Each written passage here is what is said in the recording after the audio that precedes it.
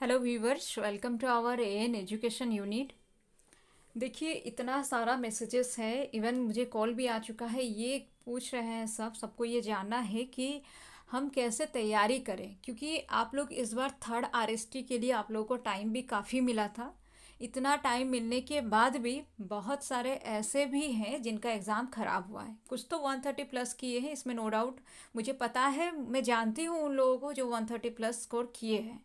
लेकिन फिर कुछ ऐसे भी हैं जो ये कह रहे हैं कि वो लोग तो थर्ड आरएसटी में भी काफ़ी मेहनत किए हैं, उसके बावजूद आज वो लोग एसएसबी टीजीटी के लिए अप्लाई कर रहे हैं। और उनको जानना है, आप सबको ये जानना है कि हम कैसे तैयारी करें कि हम कम टाइम में अच्छा स्कोर कर पाए। और क्योंकि आप में से बहुत ऐसे हैं जो अभी भी वर्क कर रहे हैं, तो काम के साथ साथ स्टडी करना थोड़ा मुश्किल है, आपको एडजस्ट करते हुए करना पड़ेगा। तो इसलिए ये सारा जो डाउट है कि कैसे हम प्रिपरेशन करें कि इस बार जैसे भी हो आपका सिलेक्शन हो जाए, एक सीट आपका पक्का बने, ठीक है। तो इसी पर आज हम पूरा जो वीडियो जो है इसी पर हम डिस्कस करेंगे। एंड तक आपको समझ में आ जाएगा कि हमें कैसे प्रिपरेशन करना चाहिए और किन किन पार्ट को हमें पढ़ना है, सबसे ज़्यादा टाइम हमें किस किस पार्ट को देना है सिलेबस का, वो भी आप लोगों को मैं अभी समझाऊंगी। यहाँ पर हिंदी और पेडागोजी दोनों के बारे में हम बात करेंगे ताकि आप लोगों का कोई प्रॉब्लम ना हो। तो एक एक क्वेश्चंस को पहले देखते हैं क्या क्या है आपका क्वेश्चन। कि सबसे पहले तो कैसे प्रिपरेशन करें कि इस बार आपका सिलेक्शन पक्का हो जाए। सारे कह रहे हैं, अभी अभी जस्ट मुझे पूछे हैं कि गारंटी देकर आप कुछ बता दीजिए, हमें कोई तरीका बताइए जिसमें हम 100% जो है इस बार हमारा जो है सिलेक्शन हो जाए। तो हम सबसे पहले समझेंगे इसी चीज़ को कि कैसे प्रिपरेशन करें कि इस बार पक्का सिलेक्शन हो जाए आपका, ठीक है। इसके साथ साथ क्या है, कितने आवर्स पढ़ें।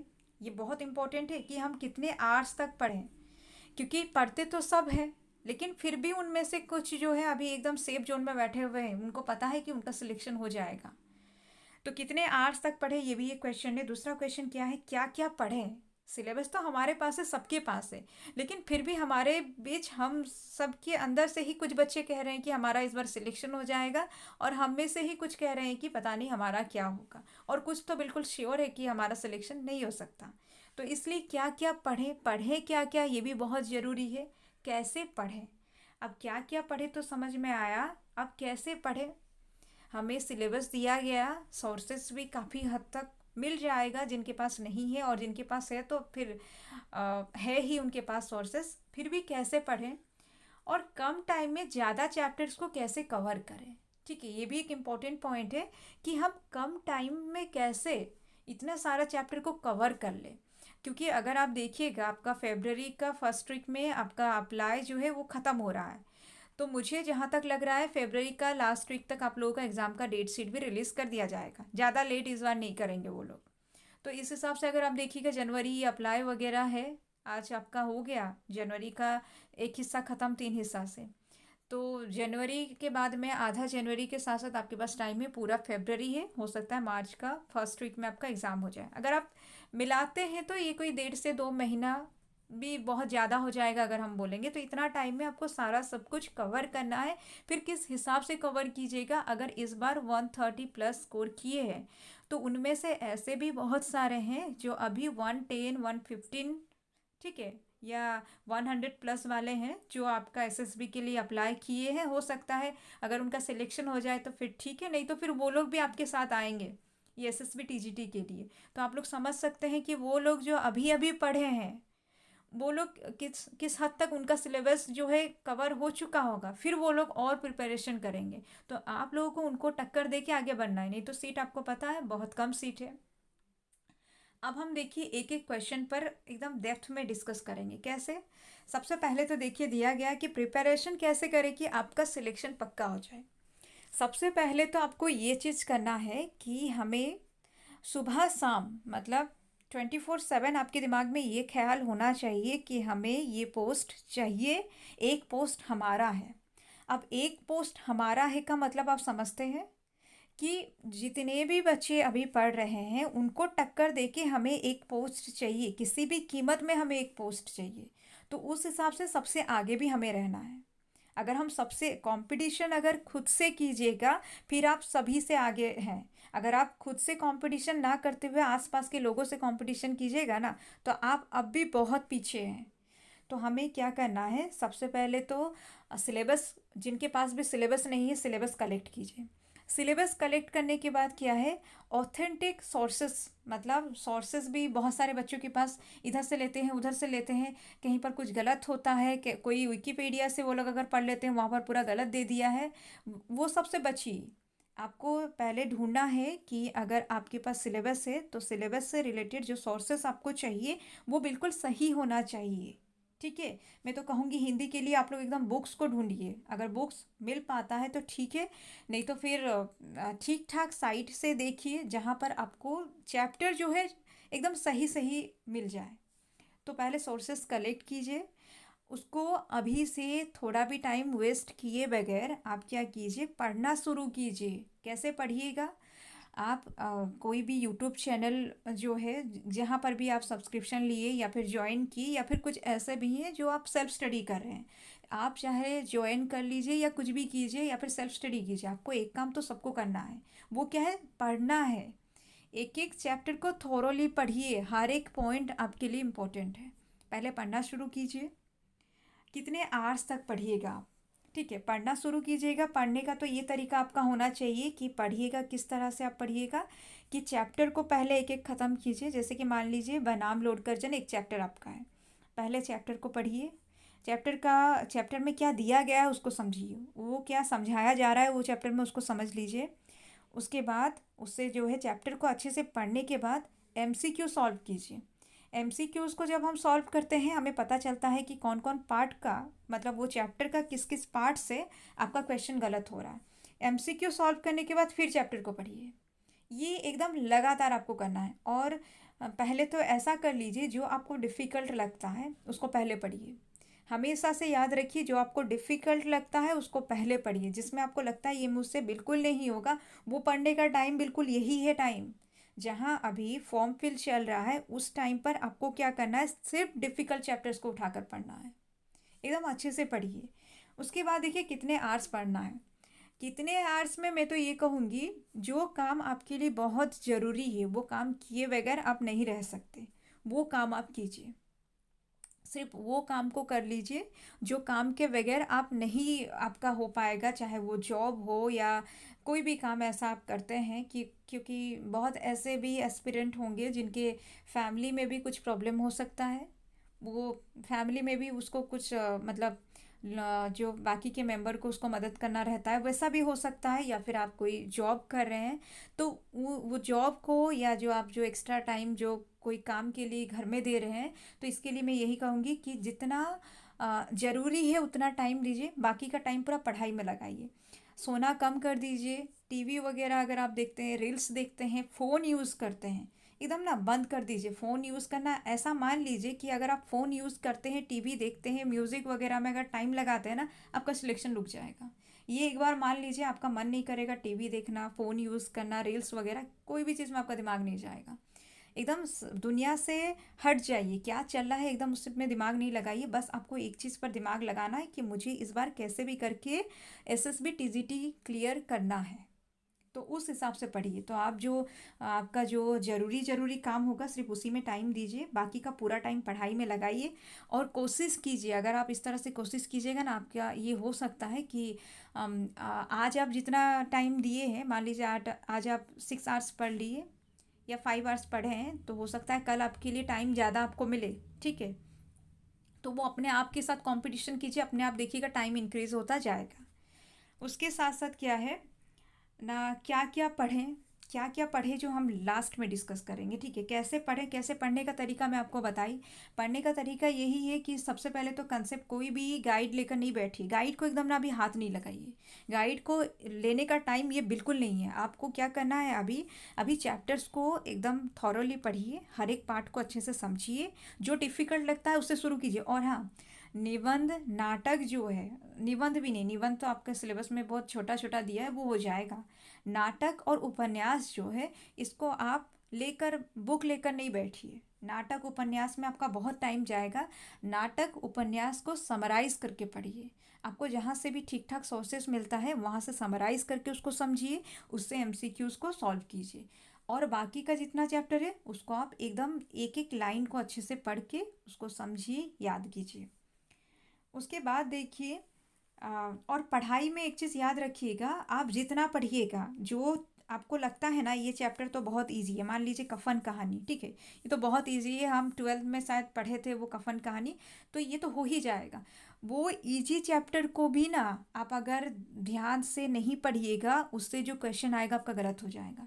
जो क्वेश्चन का आंसर अभी आपको पता है ना, हो सकता है वो भी आप एग्ज़ाम में गलत करके आए। इसलिए इतना टाइम देकर और इतना सिंसियरिटी के साथ पढ़िए कि एग्ज़ाम में क्वेश्चन ना आपको लगे कि मैं वो गलत करके आया हूँ, जब रेस्पॉन्स किया है ना आपको तब पता चले कि अरे ये तो मुझे लग रहा था कि मैं गलत किया हूँ, लेकिन वो भी सही हो गया। इस हिसाब से प्रिपरेशन कीजिए। एक सर हमेशा कहते हैं कि कोई भी बच्चा अगर पढ़ रहा है तो आपको कैसे पता चलेगा कि वो सही से पढ़ा है, रात में जब वो सोएगा ना, वो नींद में भी वो जो पढ़ा है उसी को बोल रहा होगा।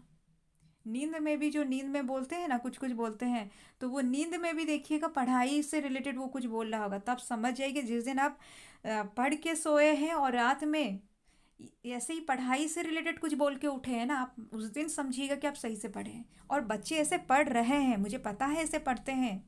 मैं अपने बारे में कह रही हूँ, मैं जब लगातार पढ़ती हूँ तो मेरे साथ ये होता है। तो उस हिसाब से आप लोग पढ़िए, और पढ़ते वक्त बुक में ध्यान होना चाहिए, नज़र आपका बुक में होगा, और जो आप पढ़ रहे हैं वो आपके कानों में सुनाई देना चाहिए। अगर आप सुनते हुए देखते हुए पढ़ते हैं ना, तो फिर पढ़ाई जो है, मतलब एक बार एक बच्चा थोड़ा सा हल्के में लेकर चुप रहकर बैठ के पढ़ता है, थोड़ा दिमाग इधर उधर लगा के पढ़ता है, और एक बच्चा एकदम ध्यान से बुक को देखते हुए और जो पढ़ रहा है वो अगर ध्यान से सुनता हुआ पढ़ रहा है ना, मतलब 1 घंटा का स्टडी जो है ना, वो आप उसका हो जाएगा 3 घंटे का समान हो जाएगा। उस हिसाब से वो पढ़ाई होता है। तो ये सारा चीज़ को ध्यान रखते हुए पढ़िए। अब क्या है, कम टाइम में ज़्यादा चैप्टर्स को कैसे कवर करें? कम टाइम में ज़्यादा चैप्टर्स को कवर करने का तरीका ये है कि अभी जो टाइम है आप एक काम कीजिए, जैसे मैं अभी कर रही हूँ, जैसे हमारा बैच में क्या हो रहा है कि एक एक चैप्टर को उसको हम लोग समराइज कर दे रहे हैं, मतलब जो जो इम्पोर्टेंट लाइन हमें लग रहा है, बस मतलब जैसे कि एक चैप्टर मान लीजिए 5 पेज का एक चैप्टर है, उसको हम 3 पेज बना देते हैं। 3 पेज जो बनाए हैं, मतलब आपको नेक्स्ट जितना बार भी रिवाइज करना है वो 3 पेज को ही पढ़ना है, आपको पूरा वो चैप्टर को नहीं पढ़ना है। तो स्टार्टिंग में क्या कीजिएगा, जितना भी बुक है आपके पास अंडरलाइन करके पढ़िए। नेक्स्ट जब रिवाइज कीजिएगा ना, उसको पहले तो आप चैप्टर पढ़िएगा, फिर एमसीक्यूज को सॉल्व करने के बाद फिर चैप्टर को आपको पढ़ना है। तो सेकेंड टाइम जब आप चैप्टर को पढ़ेंगे ना, तो पूरा चैप्टर को आपको पढ़ना नहीं है, जो अंडरलाइन किया गया है उसी को पढ़ना है। और जब आप पढ़ते हैं ना, पढ़ते वक्त अपने आप क्वेश्चंस को क्रिएट कीजिए। जब क्वेश्चन खुद बना के आंसर उसका देते हुए पढ़ेंगे ना, आप कभी नहीं भूलिएगा, आपका एक भी मार्क कहीं नहीं जाएगा। आप ध्यान से इसको एक बार करके देखिए, फिर आपको समझ में आएगा। तो कम टाइम में ज़्यादा चैप्टर्स को कवर करने का यही एक जो है तरीका है आपका, कि आप क्या कीजिए, पहले तो सोर्सेज को कमा दीजिए, कि एक चैप्टर को आज जब आप पढ़े हैं, वो चैप्टर को नेक्स्ट पढ़ते वक्त जैसे वो चैप्टर का कुछ पोर्शन अपने आप हटा देंगे। वो हटाएंगे कैसे? अगर क्वेश्चन करते हुए आंसर बनाते हुए आप अगर पढ़ते हैं, आपको समझ में आ जाएगा ये पार्ट में इतना क्वेश्चन बन सकता है, तो आप उसको हाईलाइट कर दिए, अंडरलाइन कर दिए। ये करने के बाद क्या होगा, नेक्स्ट जब आप पढ़ेंगे तो आपके पास कम होगा, वो चैप्टर छोटा हो जाएगा। तो ऐसे कर करके जब आप पढ़ेंगे तो चैप्टर आपके लिए कम हो जाएगा। और जैसे कि मान लीजिए, जैसे कि आपका हिंदी व्याकरण में लिंग चैप्टर है, ठीक है, लिंग चैप्टर को क्या कीजिएगा आप, दो है, स्त्रीलिंग है पुल्लिंग है, बच्चे क्या करते हैं, स्त्रीलिंग वाला पार्ट को भी पढ़ते हैं, बहुत टाइम पढ़ते हैं, एकदम रट्टा मारते हैं, फिर पुल्लिंग वाला पार्ट को भी रट्टा मारते हैं। आप एक पार्ट को अच्छे से समझ लीजिए, वो पार्ट के अंदर अगर वो क्वेश्चन नहीं आया, इसका मतलब वो दूसरा पार्ट का होगा। मान लीजिए आप स्त्रीलिंग पूरा पढ़ के गए हैं, क्वेश्चन में अगर स्त्रीलिंग से नहीं आया, मतलब वो पुल्लिंग हो गया। तो ऐसे करके भी अगर आप पढ़िएगा, कम टाइम में ज़्यादा पढ़ सकते हैं।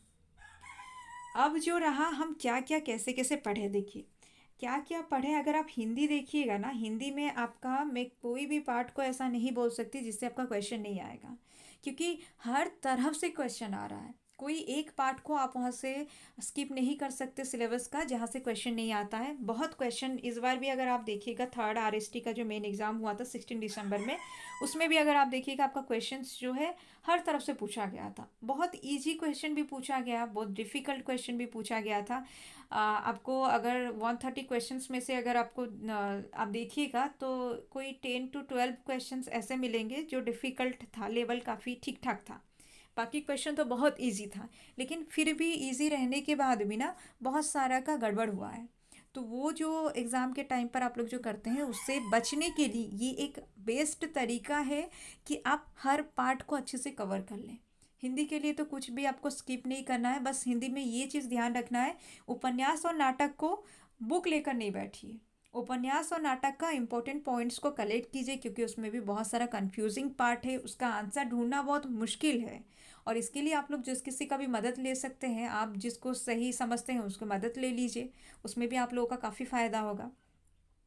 बाकी अगर पेडागोजी देखिएगा ना, पेडागोजी का ये पार्ट जो है ना बहुत इंपॉर्टेंट है, जिससे मतलब हमेशा क्वेश्चन आया है, हर बार इससे क्वेश्चन आया है। तो उस पार्ट को मैं अभी बताने जा रही हूँ। जैसे कि देख लीजिए असेसमेंट, ठीक है। असेसमेंट वाला पार्ट जो होता है ना, जो आपका फॉर्मेटिव असेसमेंट और समेटिव असेसमेंट, असेसमेंट का पूरा पार्ट अगर आप देखिएगा ये काफ़ी हद तक उससे क्वेश्चन आया है, हर बार आया है।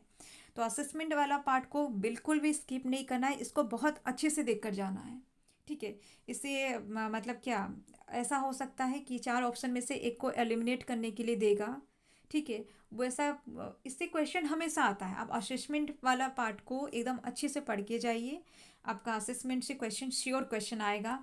लर्निंग से आता है, लर्निंग से श्योर क्वेश्चन, कैरेक्टरिस्टिक पूछा जाता है लर्निंग का, तो ये एक श्योर है। टेस्ट कंस्ट्रक्शन से क्वेश्चन रहता है। पियाजेट वाइगोत्स्की से क्वेश्चन हमेशा रहा है, स्टेजेस से क्वेश्चन पूछता है इसमें। और उसके साथ साथ अगर देखिएगा आप लर्निंग डिसबिलिटीज़, लर्निंग डिसबिलिटीज़ को अगर देखिएगा उससे क्वेश्चन आता है, इस बार भी आया है, डिसलेक्सिया से क्वेश्चन आया है। तो ये एक इम्पॉर्टेंट है, इसको अच्छे से देख कर जाइएगा, इससे श्योर क्वेश्चन एक आएगा। चाइल्ड सेंटर्ड, टीचर सेंटर्ड, इससे भी क्वेश्चन पूछा जाता है। इंक्लूसिव एजुकेशन जो है इससे भी पूछा जाता है। तो ये जो है कुछ इंपॉर्टेंट पार्ट था, मुझे लगा ये आपको बता देना ज़रूरी है। अब अगर आप पेडागोजी देखते हैं, पेडागोजी देखिए, बच्चे क्या करते हैं ना, पेडागोजी को स्किप कर देते हैं, एग्ज़ाम के टाइम पर सिर्फ पढ़ते हैं। और जो एग्ज़ाम के टाइम पर पढ़ते हैं ना इस पेडागोजी को सिर्फ, वो लोग एग्ज़ाम में बहुत घबरा जाते हैं, सही क्वेश्चन को भी गलत करके आते हैं, और उनका बहुत मार्क्स भी कट जाता है। इस बार ऐसा कीजिए, एकदम अभी से टारगेट लगाइए कि पेडागोजी में भी आपको 1-2 क्वेश्चन भी गलत नहीं करना है, और क्वेश्चन को स्किप तो बिल्कुल भी नहीं करना। उस हिसाब से प्रिपरेशन कीजिए, क्योंकि क्वेश्चन को स्किप करने पर एकदम उससे कुछ नहीं मिलेगा आपको। और अगर स्किप नहीं भी करते हैं तो नेगेटिव मार्किंग है। तो उस हिसाब से प्रिपरेशन कीजिए, जिससे आप क्वेश्चन को स्किप किए बगैर सारा क्वेश्चन करके आए, और आपका क्वेश्चन गलत भी ना हो। ये पेडागोजी का पार्ट देखिए, ये सब जो है बहुत इंपॉर्टेंट है। इंक्लूसिव एजुकेशन से क्वेश्चन आएगा, चाइल्ड सेंटर्ड, टीचर सेंटर्ड से आता है, लर्निंग डिसेबिलिटीज से आता है, पियाजेट वाइगोस्की आएगा, इससे हर बार आया है, इस बार भी आएगा। टेस्ट कंस्ट्रक्शन से रहेगा, लर्निंग और असेसमेंट इससे रहेगा। तो ये था कुछ इम्पोर्टेंट जो आप लोग बार बार मुझसे पूछ रहे थे कि बताइए कि कहाँ से कितना, मतलब कैसे हम प्रिपरेशन करें, उसके ऊपर में ये पूरा वीडियो बना है। अभी देखिए मार्क्स डिस्ट्रीब्यूशन जो है ये तो वहाँ पर कुछ भी मेंशन नहीं है, बस हम एक टारगेट लगा रहे हैं कि 20 क्वेश्चंस जो है आपका पेडागोजी से रह सकता है, और 80 क्वेश्चन जो है हिंदी से रहेगा। वो भी श्योर हम नहीं हैं, हम बस टारगेट लगा के ऐसे बता रहे हैं। वैसे भी क्वेश्चन का डिस्ट्रीब्यूशन, मार्क्स डिस्ट्रीब्यूशन चाहे जैसा भी हो, आपको तो कंप्लीट सिलेबस कवर करना ही है। एक बस मतलब एक हम टारगेट बना के कह रहे हैं कि 20 क्वेश्चंस हो सकता है पेडागोजी से, और 80 क्वेश्चंस आपका हिंदी से रहेगा। बाकी कुछ दिन के बाद में ये भी हमें पता चल जाएगा। यही था तरीका, जिससे अगर आप इसको अपना कर आगे बढ़ते हैं तो श्योर सक्सेस है, इसमें कोई डाउट नहीं है। और एक चीज़ हमेशा ध्यान रखिए, हम लोग क्या करते हैं, तैयारी शुरू कर देते हैं, अच्छे से पढ़ते भी रहते हैं, कुछ थोड़ा सा हुआ, एग्ज़ाम एक्सटेंड हो गया, या घर में कुछ प्रॉब्लम हुआ, या हम बहुत ज़्यादा दुखी हो गए, या फिर खुश हो गए, तो हम पढ़ना बंद कर देते हैं। वो नहीं करना है, चाहे सिचुएशन कैसा भी हो, आपको डेली पढ़ना है। और ये ज़्यादा टाइम तक नहीं पढ़ना है, आपको हार्डली 2 महीना पढ़ना है। उसके बाद सोचिए आपका लाइफस्टाइल कैसा होगा। आप हर दिन ना सुबह शाम बस ये सोचिए कि आप क्यों कर रहे हैं, क्योंकि आपको जॉब चाहिए। अगर आपका सिलेक्शन होता है, आपका एक तरह से अगर बोला जाए सब कुछ बदलने वाला है। आपके पेरेंट्स बहुत खुश हो जाएंगे। आप जो चाहेंगे वो कर सकते हैं पेरेंट्स के लिए, क्योंकि आपके पेरेंट्स भी आपके लिए बहुत मेहनत किए हैं। अब भी कर रहे होंगे बहुत सारे पेरेंट्स। तो उनके लिए अगर कुछ करना है तो जी जान लगाकर पढ़िए। और हर वक्त ये ज़रूर सोचिए कि अभी जो आप काम कर रहे हैं वो काम ज़्यादा ज़रूरी है। चाहे वो कोई भी काम आप कर रहे हो, आप फ़ोन यूज़ कर रहे हैं या दूसरा कोई काम कर रहे हैं, उस समय ये ज़रूर सोचिए कि वो काम ज़्यादा ज़रूरी है या स्टडी ज़्यादा ज़रूरी है। जितना हो सके उतना टाइम स्टडी में दीजिए। और अगर आप में से कोई क्लास ज्वाइन करना चाहते हैं, बैच ज्वाइन करना चाहते हैं, तो आपको कमेंट में जो नंबर दिया जाएगा आप उस पर कांटेक्ट कर सकते हैं। बाकी पढ़िए, मेहनत कीजिए। मेहनत अगर आप करते हैं, फिर कहाँ से पढ़ रहे कोई आपको नहीं पूछेगा, आपका सिलेक्शन पक्का है।